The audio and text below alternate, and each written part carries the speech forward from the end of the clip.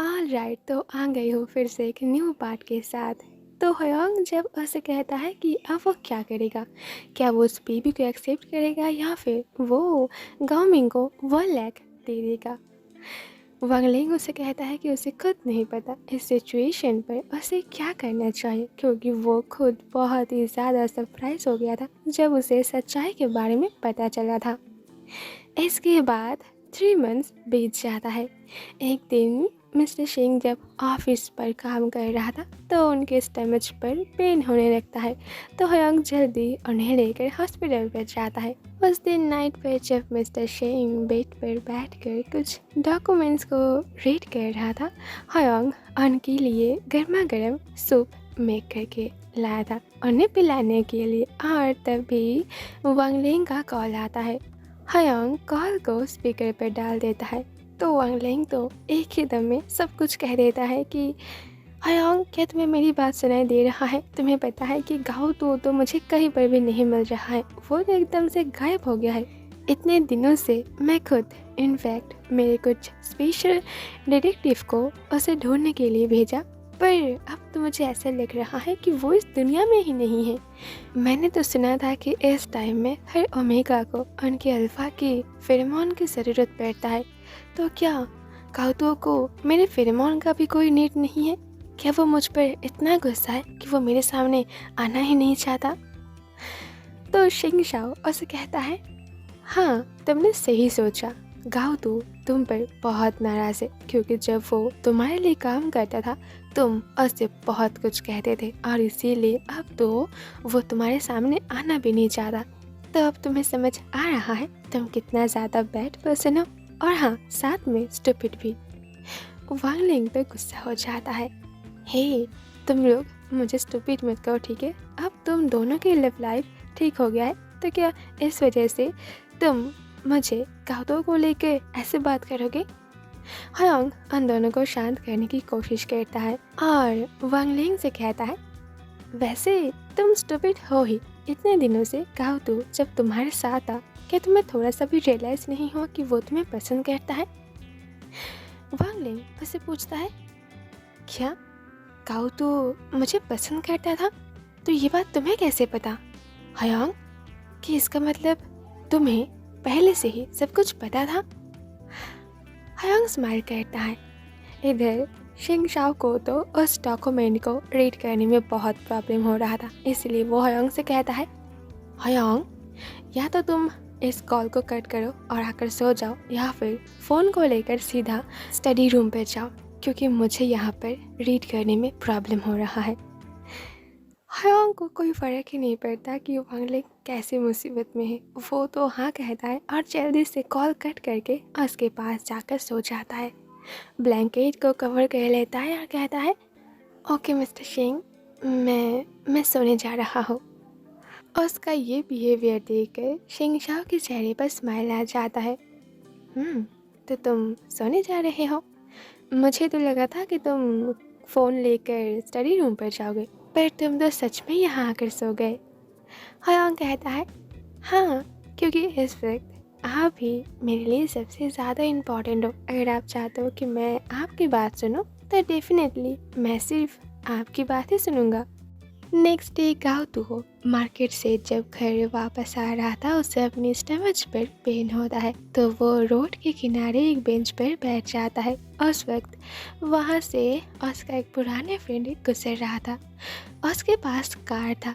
Car के window से जब उसकी नज़र गाओ पर पड़ता है, वो जल्दी अपने कार स्टॉप करके उसके पास जाता है। तब तक गाओ ऑलमोस्ट बेहोश होने वाला था। वो धीरे धीरे हेंग से कहता है कि वो उसकी बेबी को बचा ले, तो ये सुनकर हेंग जल्दी उसे लेकर सीधा हॉस्पिटल पर पहुंचता है। डॉक्टर गाओ को चेक करने के बाद कहता है कि उसका कंडीशन बहुत ख़राब है, इस वक्त उसे उस अल्फा की बहुत ज़रूरत है।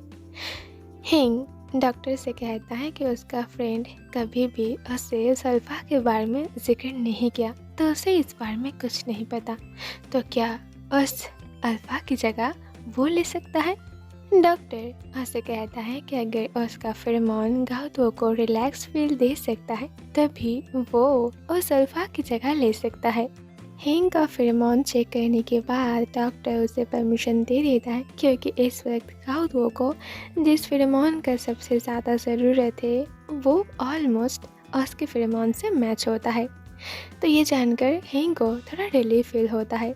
नेक्स्ट डे वांग लेंग को एक एड्रेस मिलता है, तो वो जल्दी वहाँ पर पहुँच जाता है। बट उस वक्त घर में गाउदुओ नहीं था, उसकी बहन थी। वो तो वांग लेंग को यहाँ पर देखकर बहुत गुस्सा हो जाती है और कहती है कि अब मेरे भाई को आपकी ज़रूरत नहीं है, क्योंकि उसे एक नया अल्फा मिल गया है। ये सुनकर वांग लेंग उससे पूछता है, क्या तुमने नहीं कहा कि मैं उसे ढूंढ रहा हूँ? गाओ किंग उससे कहती है कि अब उसकी कोई ज़रूरत नहीं है, आपने मेरे भाई को बहुत हर्ट किया है, क्या आपको अभी भी चैन नहीं मिल रहा है? अपसेट होकर वांग लेंग अपनी कार में वापस आता है। वो बहुत परेशान हो जाता है और अब तो धीरे धीरे वो गाउतो को और भी मिस करने लगता है। उसे एक नया अल्फा मिल गया है, क्या अब सच में उससे मेरी कोई ज़रूरत नहीं है? वो मुझे ऐसे इग्नोर कैसे कर सकता है? दूसरे सीन पर वो घर वापस आके गाओ मिंग को कॉल करता है। कॉल रिसीव करके गाओ मिंग स्माइल करते हुए उसे थैंक यू कहता है, क्योंकि उसे जिस पैसे की ज़रूरत था वांग लिंग ने उसे दे दिया। वो ये भी कहता है कि उसे जैसे ही अपने बेटे के बारे में कुछ पता चलेगा वो जल्दी उसे सब कुछ बता देगा। अगर इस बार गाओ तो खुद उसके पास नहीं गया तो वो उसे समझाएगा। वांग लिंग उसे कहता है कि तुम्हें उसे कुछ भी समझाने की ज़रूरत नहीं है, तुम्हें जैसे ही उसके बारे में कुछ पता चलेगा तो मुझे बता देना। दूसरे सीन पर जब ही गाओ को लेकर घर वापस आता है, गाओ किंग से उन्हें पता चलता है कि वांग लिंग यहाँ आया था उसके भाई को ढूंढने के लिए। तो ये सुनकर हिंग थोड़ा परेशान हो जाता है और वो गाओ को लेकर अपनी एक प्लेस पर जाता है और कुछ दिनों तक उसे अपने पास ही रखता है। वो बहुत सरप्राइज हो गया था जब पहली बार उसे गाओ के सच्चाई के बारे में पता चला।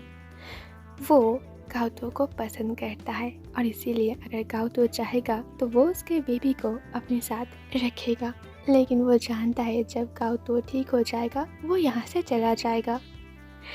इधर मीटिंग रूम पर जब शेंग शाओ और बाकी सारे मेंबर्स के साथ उनका मीटिंग चल रहा था, अचानक उनके स्टमच पर पेन होने लगता है। तो हैंग जल्दी से उन्हें लेकर सीधा हॉस्पिटल पर पहुंचता है। दूसरे सीन पर वांग लिंग को दिखाया जाता है। दिन बीतने के साथ साथ वो और भी ज़्यादा परेशान होने लगता है। उसे बार बार उस नाइट की सारे इंसिडेंट याद आता है, जिस वजह से वो गाओ को और भी ज़्यादा मिस करने लगता है और वो बस उससे मिलना चाहता है, उससे हक करना चाहता है।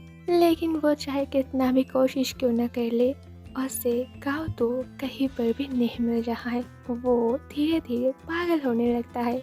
तो एक दिन ऐसे ही वो अगेन गाओ किंग के घर पर पहुंच जाता है। घर के अंदर जाकर वो चारों तरफ गाओ को ढूंढने लगता है, जबकि वो जानता है कि वो यहाँ पर नहीं है।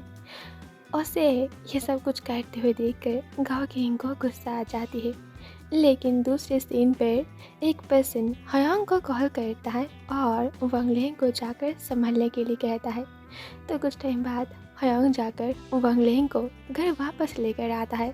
स्टोरी अभी तक ख़त्म नहीं हुई है क्योंकि नोवेल बुक बहुत लंबा है, बट कल ये एपिसोड रिलीज़ होगा एंड वहाँ पर हैप्पी एंडिंग दिखाया जाएगा। तो मुझे लगता है वांग लिंग को गाओ जल्द ही मिल जाएगा, फिर उसकी और शेंग शाओ की बेबीज होंगे, फिर ये सीरीज़ ऐसे ही एंडिंग हो जाएगा।